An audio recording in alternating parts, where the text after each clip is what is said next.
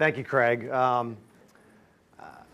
tell you, I've been coming back here quite a bit for the last 10 or 12 years, and every time I'm asked to speak, I feel like the A squads come in first. I always want to kind of build up to the distinguished alum. I thought maybe this year I would get a break, where there was no Nike or Coke and all this stuff going on, but it happened again. I got the Dallas Cowboys in their $1 billion stadium, and she just walked in the door, so I was about to say something, but I got two broadcasters, okay, that also spoke in front of me. And the one thing I'm a little concerned about, I had a CBS slide in here, Debbie, I'm just going to ask you now. Maybe I misheard you, but you can be sweaty on TV, you can also be without clothes. Okay, all right. I'm not on the network side of CBS. I don't know what standards there are in the networks. We could probably get your show on, though. If you're willing to push the limit, you know what I mean. And there'd be some great content on Court Street. Listen, I am first, and I have to really manage the content here. I was joking with our roundtable out front that these roundtables, all this programming that Jim's got us doing, I tend to tell stories more than once. So anyone that's heard them 3 or 4 times before tonight, whatever, you just have to sort of act like you heard for the first time. But it is a pleasure. I'm truly humbled and honored to obviously be back under these circumstances, and hopefully we'll be able to share with you a little bit about my experiences and my family. And I was really impressed with both speakers, and it is the first year that I've heard. We hear about the OU family a lot. I mean, that from networking and what can it do for me, and I get my name in the book, and I'm going to move up and network. And I think this is the first time I've heard just about every roundtable and every speaker talk about family, meaning your own family and quality of life, which is something you a lot of times don't get until you get a little bit older and realize where your priorities lie. So that's going to be a little bit of theme, and my family's showing up. I got some great guidance from some distinguished alums that called me to congratulate me and did say, listen, the one thing they regret is not engaging their family more. So my girls are en route. We'll see them tonight. And my wife is in the back. Kelly, I hope you've had a chance to meet her at some point. But again, I'm just excited. I was asked to speak 2 years ago. And like all good professors, it's nice when you've got some content in the bag that you can just kind of roll out. I did also ask, and I know a lot of the students sent in questions in advance. So I sort of utilized the OU Brain Trust to create an agenda. We don't have a lot of time. I know it's last, I'm the last up here in the day. And so the agenda is going to be really more fluid. I want this to be much more of a conversation. I don't want to stand up here and there's a lot of questions that we could talk about for hours, and it's probably a whole curriculum. A little bit about CBS 101, and again for the students, you've got my resume and my background, but just a little bit about where we sit. Talk about the revenue value model, and again, some of this, if you were here two years ago, you're going to see it again. But I think it really starts to speak to some of the things that I'm hearing throughout a lot of the speakers about where we fit and the growth of revenue. A little bit about our space, outsourcing within the space we're in today, the marketplace, and then really I think there's a lot of good content inside the questions that you all submitted. And I'd like to get through that and really open it up, and then we'll close with anything else. Our group's been around, CBS Collegiate Sports Properties, for about 30 years. We've been in this collegiate sports marketplace. It's probably been over 30 years now. And via acquisitions and startup, we've sort of now rolled up underneath CBS. We're part of the big CBS family. We actually report directly to CBS Outdoor.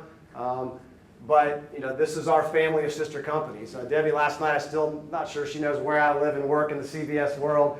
We've got CBS College Sports, we've got CBS Sports, CBS Interactive, somewhat by design, I think, in the way that we manage our business. But the best thing about it for our little group is that we are really an entrepreneurial, a small, and I'll use that term family again, within this giant behemoth that is CBS. Our company, I said, founded about 30 years ago. Doug Pascal, my boss, was one of the original principals, and he's been with us through the entire time. There's 3 senior managers that I work with, that really between those 3 and Doug, we manage this business. And then we have all of our people down at the properties, many of which here today, Ward down at LSU, and that's it. So while I think we have the best of all worlds, which is we have the entrepreneurial spirit that I know Lynn has lived and spoke about last year, and the flexibility to do a lot of things, but we're part of this major media company, and that's one of the questions later that does have its challenges. You can't have it all, but we're very uniquely positioned, I think, in our space. But again, one that we've been in for 30 or 40 years, and we don't really, we don't tout that as much as maybe we should, and we'll speak to that a little bit about the way we look to grow our business. We have 12 current contracts, 10 of our media or university partnerships here. Virginia is our oldest client. Some new business down at the right. We just got into the regional sports network business. We're working with the Mountain Sports Network out in Denver and Comcast Sports Southeast in Atlanta. And then you can see Aloha Sports Properties is a new contract for ours over on the islands. Utah Sports Properties, and if you haven't picked up on the theme here, these are all pretty nice places to go. Again, the flexibility, they're good business opportunities, of course, but again, where we have strong relationships, we've been able to grow those businesses. I could throw up a slide here of all the clients we've ever worked with, for the last 30 years. Some have come on, some have come off, but this is our stable today, and we have 2 other contracts that aren't listed here at Freedom Hall in Louisville and down in Tallahassee. But each one of these, again, a little bit about just the way they're positioned. And we were talking about this out at our roundtable. Our businesses are truly standalone, self-sustaining organizations. After the 4 gentlemen that I mentioned, including myself earlier, the next layer down in our food chain is a guy like Ward Wyatt at LSU. And Ward Wyatt's running that business and has all the tools necessary that he needs to make day-to-day decisions, to run the business. It takes a while to get there. As Chad was mentioning, the startup of that stadium, that's what we do every time we go. It is a startup business. It is just like being an entrepreneur when you walk in and you take over of something of that magnitude. And so for us, we have to be very strategic. We have to be very selective and disciplined in our approach, because we simply, our model doesn't work, to add these things time and time again. The goal is to continue to sort of give the guy locally enough rope, build out that staff, get over that hurdle, look him in the eye at some point where he says, I got it. And really say, David and Rich and Bill, I'm ready for you guys to just go. And that's when it really becomes a sustainable business, which in our space, and you all have seen this, if you read anything, all these deals are longer term. To make this type of investment in your people, in your resources and capital and those things, they've got to be long term. So the magic in all this is that you do spend an incredible amount of time, energy, and effort building these out, hiring the right staff, and then at a certain time when they say, I've got it, then and only when is we're willing to sort of go back, and it's more in the business operations mode.